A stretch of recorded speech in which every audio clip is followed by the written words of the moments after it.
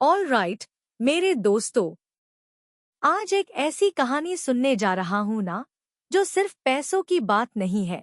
ये जिंदगी बदलने की कहानियां है। जब मैंने पहली बार बेंजामिन ग्राहम की दी इंटेलिजेंट इन्वेस्टर पढ़ी थी ना, तो लगा जैसे कोई गुरु आ गए हो जिंदगी के सामने और सब कुछ क्लियर करने लगे हो। ये बुक कोई गेट रिच क्विक स्कीम नहीं है, बिल्कुल नहीं। ये तो वो ब्लूप्रिंट्स है जो आपको फाइनेंशियली इंडिपेंडेंट बनती है, स्मार्ट बनती है और सबसे इम्पोर्टेंट, आपको आपके दिमाग पे कंट्रोल करना सिखाती है। सोचो, हम सब अपनी जिंदगी में कुछ ना कुछ अचीव करना चाहते हैं, है ना?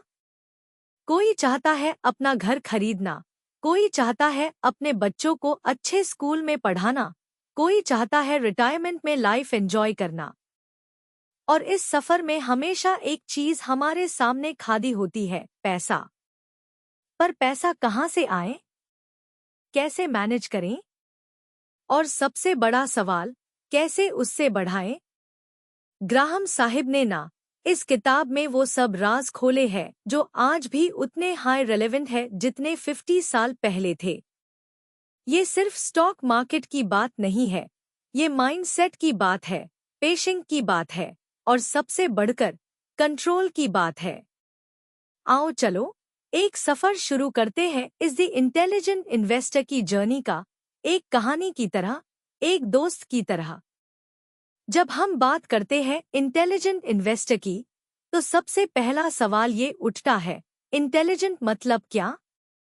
क्या वो बंदा जो बहुत सारे नंबर्स पढ़ लेता है, या वो जो न्यूज़ चैनल पे दिखने वेल एक्सपर्ट्स की बात सुनता है? नहीं, बिल्कुल नहीं। ग्राहम साहब ने बिल्कुल अलग डेफिनेशन दी है। इंटेलिजेंट इन्वेस्टर वो है जो सिर्फ पैसा बनाने के पीछे नहीं भगता, बल्कि जो अपनी वेल्थ को प्रोटेक्ट करता है और लॉन्ग टर्म में स्टेडी ग्रोथ चाहता है। ये वो बंदा है जो इमोशनल डिसीजंस नहीं लेता, बल्कि लॉजिक और डिसिप्लिन के साथ चलता है।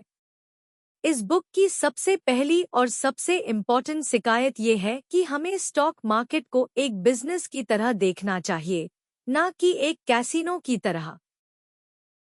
जब आप एक बिजनेस में इन्वेस्ट करते हैं, तो आप उसकी फंडामेंटल्स देखते हैं, उसके प्रॉफिट देखते हैं, उसके फ्यूचर प्रोस्पेक्ट्स देखते हैं। आप उसके ओनर बनने की सोचते हैं, ना कि सिर्फ एक छोटा सा टुकड़ा खरीदने की। मार्केट में तो हम बस एक बहाना ढूंढते हैं कुछ बाय करने का, और जब प्राइस बढ़ने लगता है तो हम खुश हो जाते हैं। प्राइस गिरने लगता है तो हम डर जाते हैं। ये डर और खुशी, ये इमोशंस हाय हमारे सबसे बड़े दुश्मन है। ग्राहम साहब ने एक कंसेप्ट बताया था, मिस्टर मार्केट।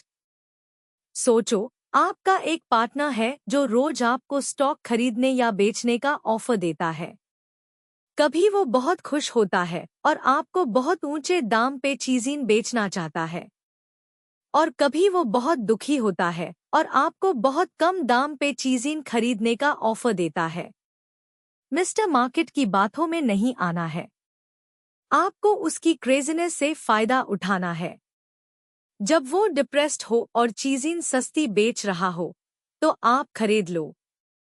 जब वो ओवर एक्साइटेड हो और चीजें महंगी बेच रहा हो, तो आप बेच दो या होल्ड करो।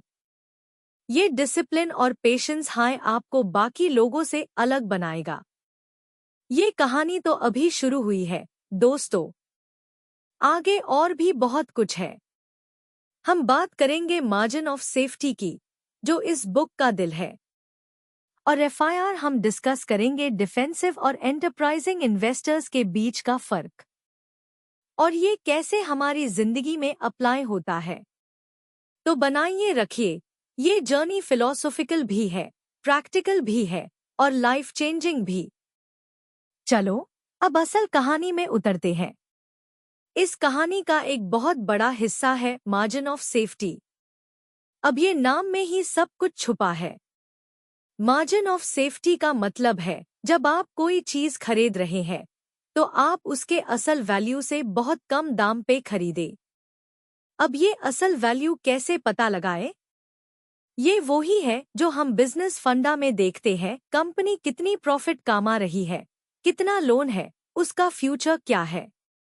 ग्राहम साहब कहते हैं, ये सब एनालिसिस करने के बाद भी मार्केट में अनसर्टेनिटी तो रहेगी ही। तो आपको एक कुशन चाहिए, एक बफर। जैसे कार चलते हुए हम खुद से थोड़ी दूरी रखते हैं ताकि अगर अचानक कुछ हो तो हम संभल सके। वही है मार्जिन ऑफ सेफ्टी। सोचो, आप एक दुकान पे गए और आपको एक शर्ट पसंद आई। उसकी असल क्वालिटी, स्टिचिंग, फैब्रिक सब देखा तो आपको लगा कि ये 1000 रुपीस की होने चाहिए।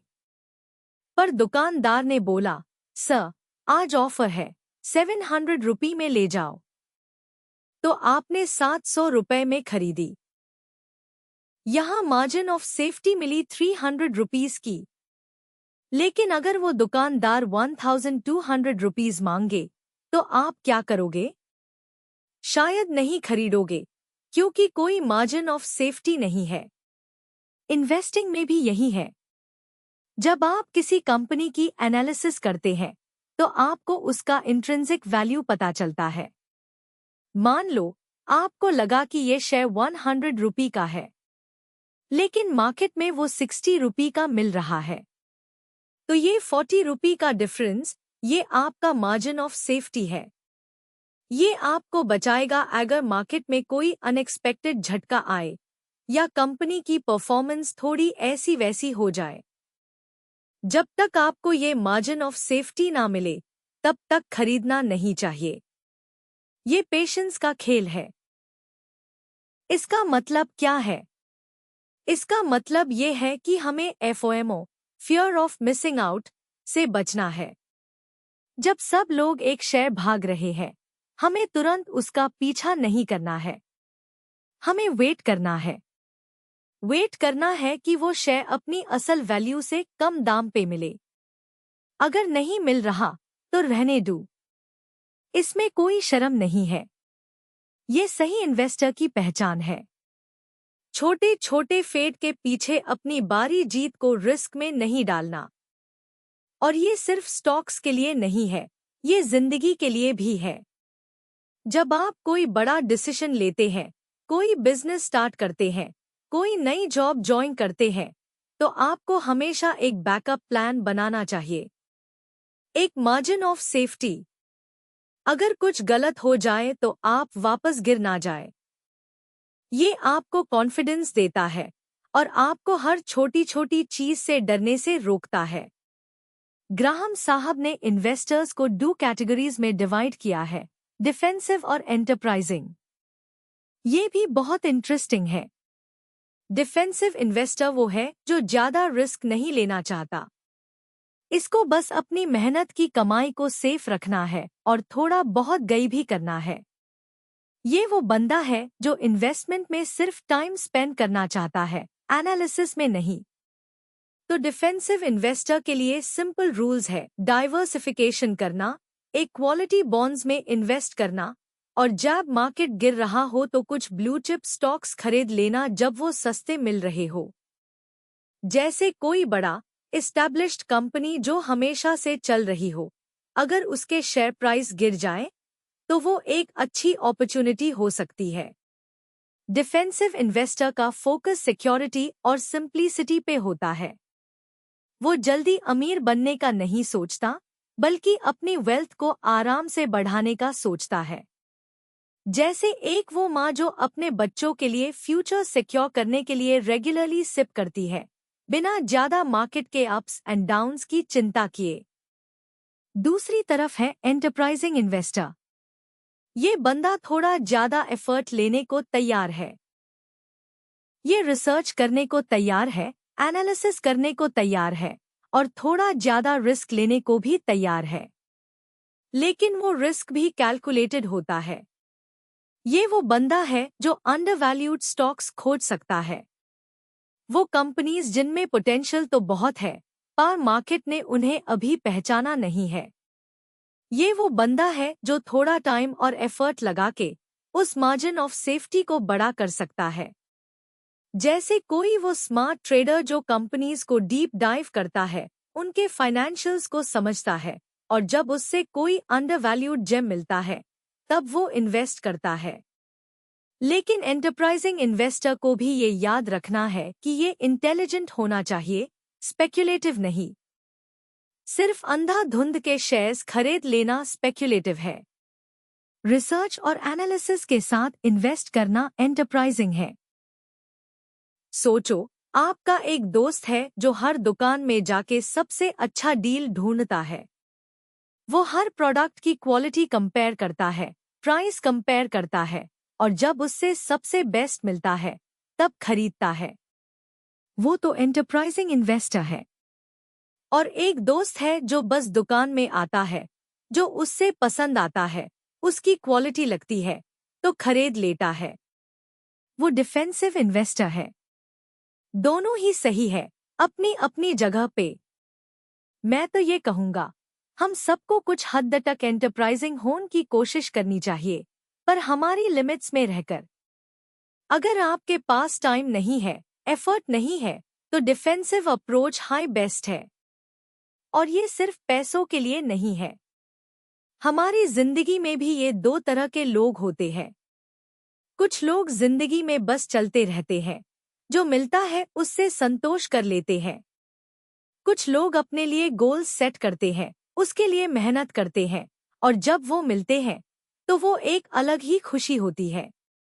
आपको डिसाइड करना है कि आप किस कैटेगरी में फिट होते हैं, या आप दोनों का मिक्स बनना चाहते हैं। अभी तक हमने मार्जिन ऑफ सेफ्टी और डिफेंसिव एंटरप्राइजिंग इन्वेस्टर्स के बारे में बात की, लेकिन इस बुक में और भी बहुत गहरी बातें हैं। एक कंसेप्ट है जो हम सबको परेशान करता है, स्पेक्युलेटर वर्सेस इन्वेस्टर। ग्राहम साहब इसमें बिल्कुल क्लियर है। स्पेक्युलेटर वो है जो मार्केट के फ्लक्चुएशन से पैसा बनाना चाहता है। वो शॉर्ट टर्म मूव्स देखता है, न्यूज़ पे रिएक्ट करता है, और जल्दी पैसा कमाने की कोशिश करता है। ये वो ही बंदा है जो हॉट स्टॉक के पीछे भगता है। और ये वो ही बंदा है जो अक्सर अपना पैसा गवा देता है। इन्वेस्टर वो है जो कंपनी के अंडरलाइंग बिजनेस में इन्वेस्ट करता है। वो लॉन्ग टर्म सोचता है। वो कंपनी के फंडामेंटल्स देखता है। वो मिस्टर मार्केट की बातों में नहीं आता। इन्वेस्टर का फोकस वेल्थ क्रिएशन, प्रेजर्वेशन और ग्रोथ पे होता है। स्पेक्युलेटर का फोकस स्पेक्युलेशन और क्विक प्रॉफिट पे होता है। सोचो, आपका एक जिगरी दोस्त है जो हर दिन लॉटरी टिकट्स खरीदता है। उसको लगता है कि आज या कल उसका नंबर लग जाएगा। वो तो स्पेक्युलेटर है। दूसरा दोस्त है जो मेहनत करता है, अपना बिजनेस चलता है, और धीरे धीरे उससे प्रॉफिट आता है, और वो उस प्रॉफिट को रीइन्वेस्ट करता है। वो इन्वेस्टर है। आप बताओ, कौन ज्यादा सिक्योर है? किसके पास ज्यादा स्टेबल फ्यूचर है? ग्राहम साहब ने कहा है कि अगर आपको स्पेक्युलेशन करनी ही है तो सिर्फ उस पैसों से करें जो आप खोने को तैयार है। वो पैसा जो आपकी इमरजेंसी फंड से है, जो आपकी आने वाली जरूरतों के लिए है, उससे कभी स्पेक्युलेट नहीं करना चाहिए। ये बहुत बड़ा वार्निंग है। कितने लोग अपना घर चलाने का पैसा या बच्चों की फीस का पैसा स्टॉक मार्केट में लगा देते हैं, और जब मार्केट गिरता है तो उनकी जिंदगी मुश्किल हो जाती है। ये सिर्फ गलत नहीं है, ये बहुत खतरनाक है। हमें ये समझना होगा कि मार्केट में सिर्फ दो ही तरह के लोग हैं, इन्वेस्टर्स और स्पेक्युलेटर्स। और जो लोग ये डिफरेंस नहीं समझते, वो अक्सर अपना पैसा गंवाते हैं। तो आपको डिसाइड करना है, आप कौन बनना चाहते हो, एक इंटेलिजेंट इन्वेस्टर या एक स्पेक्युलेटर? ये आपकी जिंदगी का सबसे बड़ा फाइनेंशियल डिसीजन हो सकता है। इस बुक में एक और बहुत इंपॉर्टेंट लेसन है, the importance of analysis. Graham साहब ने कहा है कि अगर आप किसी कंपनी में इन्वेस्ट कर रहे हैं तो आपको उसकी पूरी एनालिसिस करनी चाहिए। सिर्फ नाम सुन के, या किसी दोस्त ने बता दिया, या न्यूज में आ गया, इसे इन्वेस्ट नहीं करना चाहिए। आपको उस कंपनी के फाइनेंशियल्स को समझना चाहिए, उसके प्रॉफिट, उसके रेवेन्यू, उसके डेट, उसके मैनेजमेंट को जानना चाहिए। अब ये सुनने में थोड़ा बोर लग सकता है, नंबर्स, बैलेंस शीट्स। पर सोचो, अगर आप एक घर खरीद रहे हो, तो क्या आप सिर्फ उसकी पेंटिंग देख के खरीद लोगे? नहीं ना। आप उसकी फाउंडेशन चेक करोगे, उसके वायरिंग देखोगे, उसके पानी के कनेक्शन चेक करोगे, क्योंकि वो आपकी जिंदगी भर की इन्वेस्टमेंट है। कंपनी में इन्वेस्ट करना भी तो वही है। अगर आप उसकी एनालिसिस नहीं करोगे, तो आप अंधे में टियर चलाने के बराबर है। ग्राहम साहब ने एक तारिका बताया है जिसे आप कंपनी के वैल्यू को एस्टिमेट कर सकते हैं। वो है अर्निंग्स पावर और एसेट वैल्यू। जैसे अगर एक कंपनी ने पिछले 10 साल से कंसिस्टेंटली अच्छा प्रॉफिट कमाया है, तो उसकी अर्निंग्स पावर अच्छी है। अगर उसके पास बहुत सारी प्रॉपर्टी, मशीन्स है जिनको बेच के भी अच्छा पैसा आ सकता है, तो उसका एसेट वैल्यू अच्छा है। इन सब चीजों का कॉम्बिनेशन आपको कंपनी का इंट्रिंसिक वैल्यू बताता है। अब ये सब नंबर्स देख के डरने की जरूरत नहीं है। आजकल बहुत सारे टूल्स, वेबसाइट्स हैं जो आपको ये इन्फॉर्मेशन इजीली प्रोवाइड करते हैं। आपको बस थोड़ा एफर्ट लगाना है, थोड़ा सीखना है। जैसे कोई वो स्टूडेंट जो एग्जाम में अच्छे नंबर लेने के लिए पूरी किताब पढ़ता है, तो उसको रिजल्ट भी अच्छा मिलता है। ये एनालिसिस वो ही है। ये आपको गलत इन्वेस्टमेंट से बचती है। ये आपको गुड और ग्रेट कंपनीज के बीच का फर्क बताती है। और ये एनालिसिस सिर्फ नंबर्स तक सीमित नहीं है। इसमें कंपनी के मैनेजमेंट की क्वालिटी, इंडस्ट्री ट्रेंड्स, कंपटीशन, ये सब भी आता है। एक इंटेलिजेंट इन्वेस्टर हमेशा हॉलिस्टिक व्यू रखता है। वो सिर्फ एक चीज पे फोकस नहीं करता। सोचो, आप एक बेड मॉल में गए और वहां 10 दुकानें हैं। एक दुकान में बहुत भीड़ है और दूसरी दुकान में कोई नहीं है। आप कौन सी दुकान में जाओगे? शायद उसमें जहां भीड़ है। लेकिन एक इंटेलिजेंट इन्वेस्टर क्या करेगा? वो देखेगा कि ज्यादा भीड़ क्यों है। क्या वहां सच में क्वालिटी है या बस हाइप है? वो दूसरी दुकान को भी चेक करेगा। हो सकता है वहां कोई हिडन जेम हो। यही है एनालिसिस का पावर। उस हाइप में नहीं बहना। अब तक हमने margin of safety, defensive enterprising investors, speculator versus investor और इम्पोर्टेंस ऑफ एनालिसिस पे बात की। ये सब कंसेप्ट्स इस बुक को और भी स्पेशल बनते हैं। लेकिन एक चीज जो हम सबको परेशान करती है, वो है इन्फ्लेशन और मार्केट टाइमिंग। पहले बात करते हैं इन्फ्लेशन की। इन्फ्लेशन यानी महंगाई। जब चीजों के दाम बढ़ते रहते हैं, जब आप 100 रुपीज आज खर्च कर रहे हैं, तो वो ही 100 रुपीज साल भर बाद शायद 95 रुपये के बराबर हाई वैल्यू रखेगा। मतलब आपकी सेविंग्स की वैल्यू कम हो रही है। तो अगर आप अपने पैसे को सिर्फ बैंक के नॉर्मल सेविंग्स अकाउंट में रखते हैं, तो असल में आप पैसा गंवा रहे हैं। ये एक साइलेंट किलर है। ग्राहम साहब कहते हैं कि इसे बचने का एक ही तरीका है, इन्वेस्ट करना। जैसे मैंने पहले कहा, अगर आप सिर्फ पैसा सेव कर रहे हैं, तो उसकी परचेजिंग पावर कम हो रही है। लेकिन अगर आप उस पैसे को अच्छी कंपनीज में इन्वेस्ट करते हैं, तो वो कंपनी प्रॉफिट कमाती है और आइडियली वो प्रॉफिट इन्फ्लेशन से ज्यादा होता है। जैसे अगर इन्फ्लेशन 5% है और आपका इन्वेस्टमेंट 10% कमा रहा है, तो आप 5% टेक्निकली गेन कर रहे हैं। ये आपको इन्फ्लेशन से बचता है और आपकी वेल्थ को बढ़ता भी है। सोचो, आपने 1000 रुपीज बचाए और 5% इन्फ्लेशन से साल भर बाद वो 950 रुपये के बराबर हो गए। लेकिन अगर आपने वो 1000 रुपीज किसी अच्छे शेयर में लगाए और उससे 10% रिटर्न मिला, तो वो 1100 रुपये हो गए। आपने ना सिर्फ इन्फ्लेशन को बीट किया, बल्कि 100 रुपये एक्स्ट्रा भी कमाए। ये है power of investing against inflation. अब बात करते हैं मार्केट टाइमिंग की। ये वो काम है जो लोग करते हैं और अक्सर फेल्ड हो जाते हैं। मार्केट टाइमिंग का मतलब है कि कब मार्केट नीचे जाएगा जब हम खरीदें और कब ऊपर जाएगा जब हम बेचें। लोग सोचते हैं कि अगर हम मार्केट को टाइम कर पाए तो हम बहुत जल्दी अमीर बन जाएंगे, लेकिन ग्राहम साहब बिल्कुल इसके खिलाफ है। वो कहते हैं कि कोई भी कंसिस्टेंटली मार्केट को टाइम नहीं कर सकता। आप शायद एक बार लकी हो जाओ, पर कंसिस्टेंटली ये नहीं होगा। जितना टाइम आप मार्केट को टाइम करने में लगाओ, उतना टाइम अगर आप कंपनी को एनालाइज करने में लगाएं, तो आप ज्यादा सक्सेसफुल होंगे। और हमेशा याद रखो मिस्टर मार्केट का कंसेप्ट। जब मार्केट गिरा हुआ हो तो खरीदो, जब ऊपर हो तो बेचो। ये मार्केट टाइमिंग नहीं है, ये मिस्टर मार्केट के मूड के हिसाब से चलना है। एक बात और, लोग जब मार्केट गिरता है तो दार के बेच देते हैं, और जब मार्केट बढ़ रहा होता है तो खरीद लेते हैं। ये बिल्कुल उल्टा है। जब गिरे तो खरीदना चाहिए, जब बढ़े तो होल्ड करना चाहिए या आराम से बेचना चाहिए।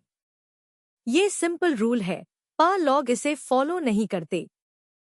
सोचो, एक वो बंदा जो हर दिन स्टॉक मार्केट के चार्ट्स देखता है, न्यूज़ देखता है और सोचता है कि आज प्राइस कम होगा या ज्यादा। वो मार्केट टाइमर है। और एक वो बंदा जो सालों पहले एक अच्छी कंपनी में इन्वेस्ट करता है और फिर वो भूल जाता है और 5 to 10 साल बाद देखता है तो उसकी वेल्थ काफी बढ़ चुकी होती है। वो टाइम इन द मार्केट का फायदा उठा रहा है, टाइमिंग द मार्केट का नहीं। ये दोस्तों, ये जर्नी अब और भी डीप हो रही है।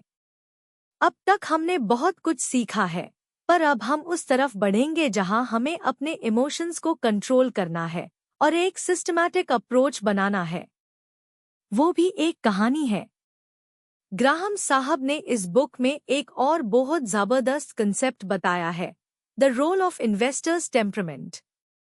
ये सुनने में शायद बोरिंग लगे, पर ये इस बुक का सबसे इम्पॉर्टेंट हिस्सा है मेरे दोस्त। ये बुक सिर्फ नंबर्स या स्ट्रैटेजीज की नहीं है, ये साइकोलॉजी की है। ये है आपके दिमाग को कंट्रोल करने की कहानी। सोचो, आप एक रेस में दौड़ रहे हैं। आपके पास सबसे अच्छा घोड़ा है, सबसे अच्छा ट्रेनर है, पर आप खुद अंदर से डरते हैं, आपको विश्वास नहीं है। तो क्या आप जीत पाओगे? नहीं। इन्वेस्टिंग में भी यही है।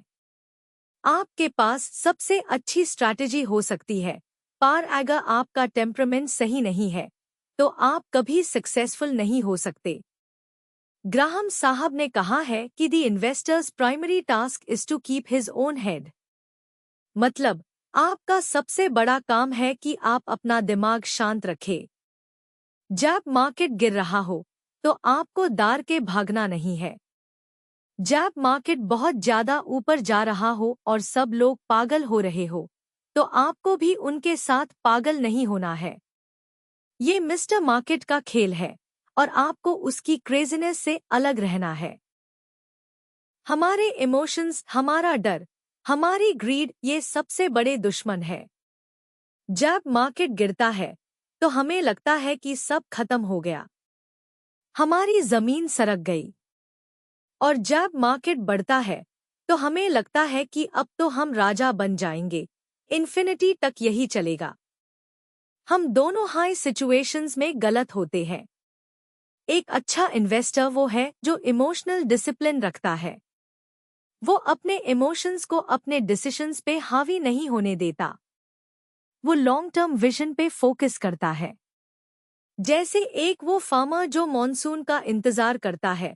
वो जानता है कि कभी बारिश जल्दी आएगी, कभी देर से, कभी कम होगी, कभी ज्यादा, पर वो अपनी मेहनत करता रहता है और जब मौसम सही होता है तो उसको उसका फल मिलता है। वो इमोशंस में नहीं बहता। ग्राहम साहब ने एक क्वोट यूज किया है, the stock investor who thus distinguishes the difference between investment and generally speculative operations, in respect to both their inherent nature and their likely outcomes, will be armed with a vital tool for his success. इसका मतलब है कि अगर आपने ये समझ लिया कि इन्वेस्टमेंट क्या है और स्पेक्युलेशन क्या है, तो आपकी जीत पक्की है। और ये समझ आपके टेम्परामेंट से ही आएगी। ये टेम्परामेंट सिर्फ इन्वेस्टमेंट में नहीं, जिंदगी में भी काम आता है। जब आपको कोई बड़ा सेटबैक मिलता है, जब आपको कोई फेलियर मिलता है, तो आप कैसे रिएक्ट करते हैं? क्या आप हार मान लेते हैं या उससे सीख के आगे बढ़ते हैं? ये आपका टेम्परामेंट है। ये आपको कमजोर नहीं, बल्कि मजबूत बनाता है। और ये भी याद रखो कि सबसे बड़ी गलती जो लोग करते हैं वो है ओवर ट्रेडिंग। मतलब बहुत ज्यादा बार खरीदना और बेचना, हर दिन मार्केट में कुछ ना कुछ करना। इसे सिर्फ ब्रोकरेज फीस बढ़ती है और आपके डिसीजन मेकिंग स्किल्स कमजोर पड़ते हैं। एक इंटेलिजेंट इन्वेस्टर रूल से चलता है, फ्रीक्वेंसी से नहीं।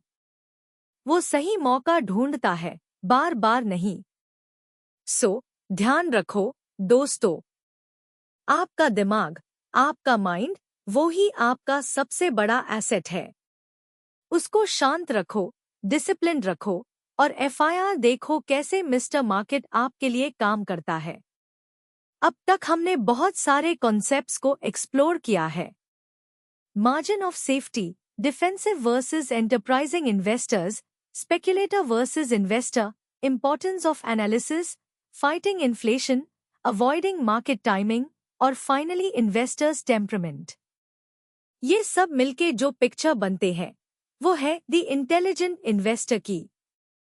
लेकिन इस जर्नी में एक और बहुत इंपॉर्टेंट चीज है जो अक्सर लोग निग्लेक्ट कर देते हैं, डाइवर्सिफिकेशन। अब ये क्या है? सिंपल लैंग्वेज में अपना सारा पैसा एक ही जगह पे नहीं रखना। जैसे कहते हैं ना, don't put all your eggs in one basket. Graham साहब ने ये कंसेप्ट बहुत पहले ही समझा दिया था। जब आप बहुत सारे अलग अलग स्टॉक्स, अलग अलग सेक्टर्स और अलग अलग एसेट क्लासेस जैसे स्टॉक्स के साथ बॉन्ड्स, रियल एस्टेट, गोल्ड में इन्वेस्ट करते हैं, तो आपका रिस्क कम हो जाता है। क्यों?